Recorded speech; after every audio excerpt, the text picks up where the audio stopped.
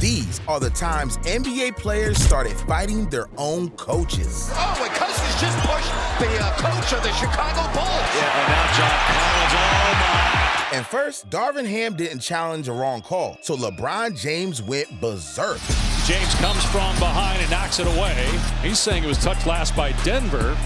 Darvin Ham not going to challenge it, though. And LeBron really infuriated. At least he controlled himself better than Marcus Morris, because he was already fuming over a foul. And when Jeff Hornacek didn't back him up, Morris flipped out. Well, Marcus Morris very unhappy. Still hot. And really having a hard time calming down. Him and Jeff Hornacek getting into it. But Giannis Antetokounmpo sent threats. See, a Bucks assistant coach said something so wild that Giannis lost it. Heated confrontation on the bench with some of the Bucks and their coaching staff. But for Ron Artest, it was bigger than basketball. See, Artest's problems with Indiana security turned him into a ticking time bomb. I'm gonna do this, baby. Come on, my nigga. Get your security, man. Got a fight back here. But even coaches lose control. I mean, Greg Foster was so heated, he turned his own team into enemies. Foster, that's Greg Foster. He's talking to one of the players. Feelings a little bit frayed on the edges. Fighting your own squad is wild, but this next coach got handsy with two of the toughest players the league has ever seen. Oh, and Cousins just pushed the coach of the Chicago Bulls. Coach had to be brave for that one, and so was Coach Spoelstra when he stepped to the flash. See, Spoelstra disrespected Dwayne Wade until he lost his cool. Eric Spoelstra unhappy with all of that, obviously, and then this was the confrontation verbally in that final timeout, and we showed you a little bit of it. You see, Dwayne circles back. This was one timeout ago. Wade separated himself from the drama, unlike John Collins, because one Bulls assistant coach crossed the line, so Collins fought back. Collins just needs to walk away. Yeah, and now John Collins, oh my. Back out. It escalated in a hurry. But Rajon Rondo's words did more, because Rick Carlile yelled at Rondo like he was a child. Obviously, that one particular game, I'm in my mind, I'm manipulating the game. So I know Dirk he had a couple buckets on one side of the floor, so I try to flip the play to the other side. And that's when Rick was like, what the are you doing? I'm like, my man, this is Kevin Garnett. Okay, you go two players on one side of the floor, let's go opposite side, we're gonna get an easier bucket for Dirk. And he starts stomping and shit like that on the floor. And I'm, as a man, it's like, bro, you're disrespectful, my man. I'm a champion at the same time. I give you a lot of respect. I came here out and say shit. And then for you to come at me like I'm a young player, a rookie that know what the he's talking about or what he's doing or how to manage a game, that's disrespectful. He is just telling him, sit your you-know-what down. And those words not only sent him to the bench, but the Mavs shut down Rondo's season by telling the world a lie. So what happened in Dallas that season that year, I had called with Danielle Nelson, Rick Carlisle, Duff, and they like, Rick doesn't want to coach you anymore. So we're going to say your back is hurting and you're done playing. I said, oh, okay, well, fuck it. And I shot to Miami. Some hate for a star point guard is one thing, but stepping up to Kobe got deadly. In the 2012-13 season, Mike Brown was expected to coach Kobe and Dwight Howard to history. But after an 0-3 start, the Mamba gave his coach the death stare. Boy, the look of Kobe, that's determination and disappointment, I think, all rolled into one. And those eyes meant something, because Brown was fired the next day. The Mamba dropped his ass quick, but Jeff Van Gundy proved that he was ride or die. See, the rivalry between the Knicks and the Miami Heat turned into one of the biggest showdowns ever, because the clash between Alonzo Mourning and Larry Johnson had Van Gundy holding on for dear life. Larry Johnson is one of them. Here we go. Oakley and Mourning have at each other. Dude was ready for war. But imagine having beef with your own dad, because Doc Rivers was going off on the refs, and Austin Rivers pushed his own dad to the limit. Austin Rivers, look at his son. No, that's the best. Look at his son saying, call him for a tee. Tee up, my dad. He's on the other team, and there it is. And Austin wasn't finished, because he kept trolling. And now waving for him. Oh, good. So Doc got ejected. Austin's like, call me, Dad. Now, after the game, he knew it was possible to explode the whole time. I knew it was coming. I could see him. I've seen that look before many times. Once he starts blinking his eyes fast, that's when I know he's ready to level up. So I just started telling Tony to get him. And got him. Stepping up to your father takes guts, but Ime Udoka poked at the king. Come on, bro.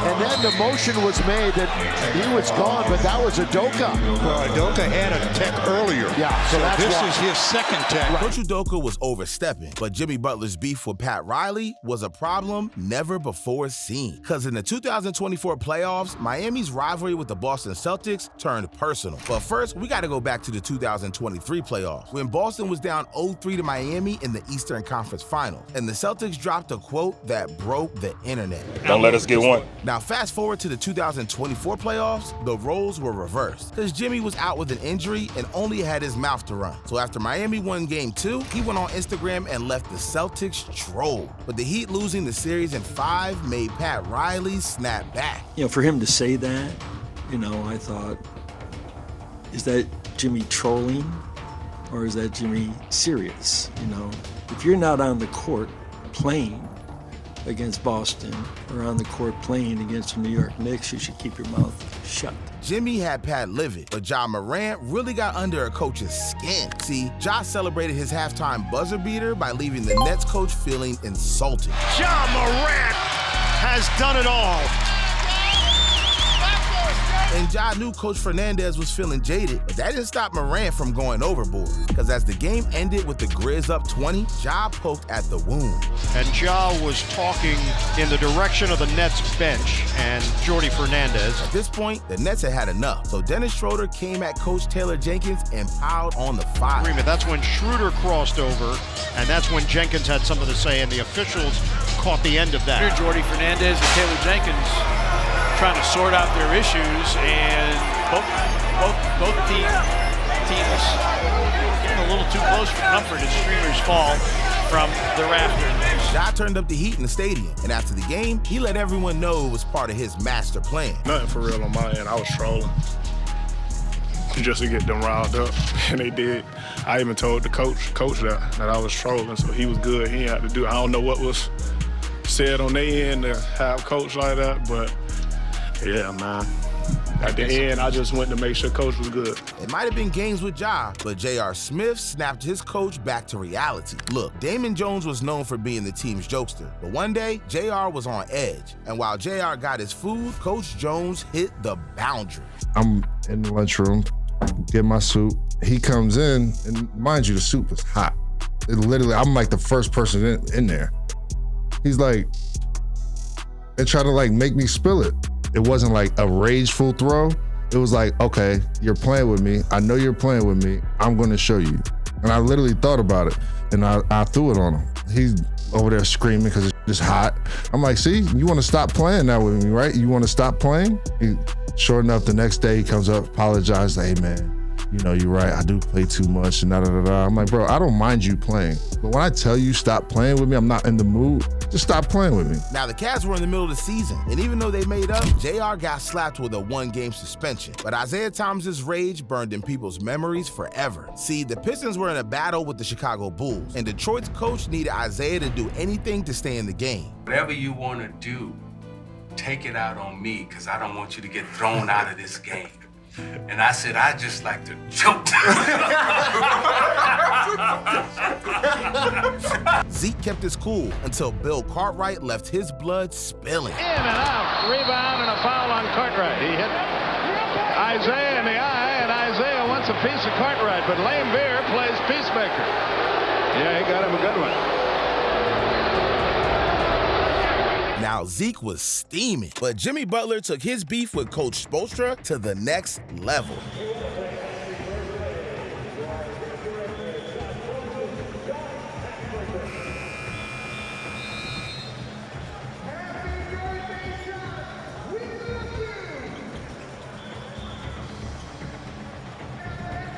Their competitive nature blew the roof off, but this next player-coach beef ruined careers. Because this wasn't just a clash. It was the kind of drama that changed the Utah Jazz forever. See, Sloan called the shots for the Jazz for 23 years, and in that time, he had passion like no other coach. I mean, dude wanted to go toe-to-toe with Dennis Rodman. Yeah, Jerry Sloan now is letting Dennis Rodman know that he said, you want a piece of somebody, get me. Yeah, Sloan stayed ready, but in 2011, his feud with Deron Williams changed history. Now, Williams was the face of the franchise and one of the NBA's top point guards, but his relationship with Jazz legend Jerry Sloan was like oil and water, because what led the Jazz to 2 NBA Finals appearances in the 90s demanded discipline in Sloan's system. Meanwhile, Williams was a star who wanted freedom to run the offense his own way, and ever since Williams was drafted his rookie year, Deron held a grudge.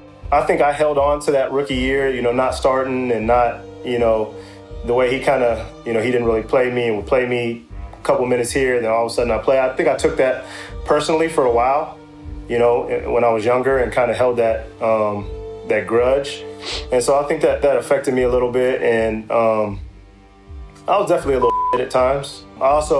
I knew how Coach Sloan was, and I think I kind of would poke the bear, just to see his reactions too. It was kind of like a little back and forth thing, and that I definitely wouldn't do now, or knowing what I know now. And it wouldn't be long before their differences reached the limit. See, in a game against the Chicago Bulls, Sloan called a play, but Deron straight up ignored it and ran his own.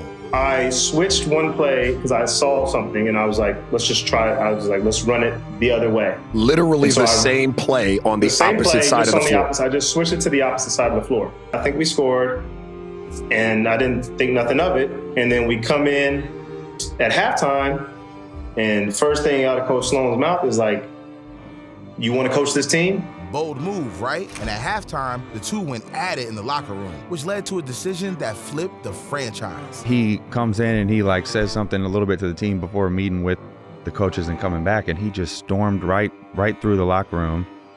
And then D. Will came storming through the locker room right after him and followed him.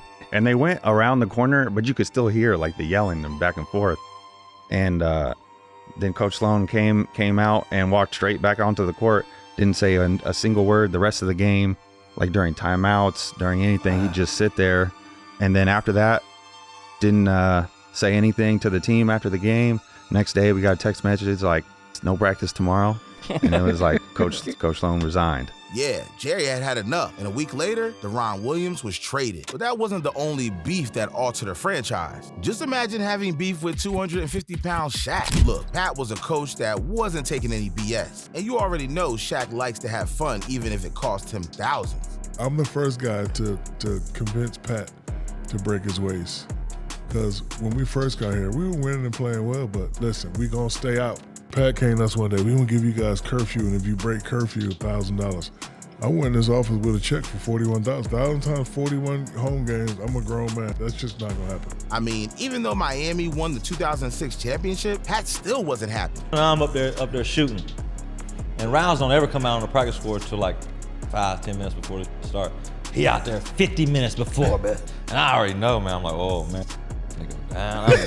He pointed right. Uncontrollable. And shortly after, he got traded to the Suns and ruined a chance at a dynasty. Riley managed to escape that one, but Latrell Sprewell and his coach, that's a whole different level of violence. See, Coach Carlile and Sprewell's beef started early, and it was all because of his looks. I mean, the braids and Latrell's refusal to follow the team dress code made him public enemy #1. But Sprewell wasn't about to be told what to do, so he let his cash do the talking. So Sprewell's smart. He said, look, man, PJ would always say something to him about what he had on, about his way his hair was braided. So Sprewell one time took off his headphones, and he said, we were on the plane, and he said, listen, man, I talked to my agent. Y'all can find me $500 if I don't adhere to the dress code. We got 41 away games. So take 500 times 41, that's 20,000, whatever, and take that out of my check and leave me the alone. I'm gonna dress how I want to dress. Now, it was clear they would never be on the same page, but one day, Carlile had enough, and Sprewell knew his coach had it out for him, so he sent a warning. He's like, if that's all you gonna give me, get the out of my gym.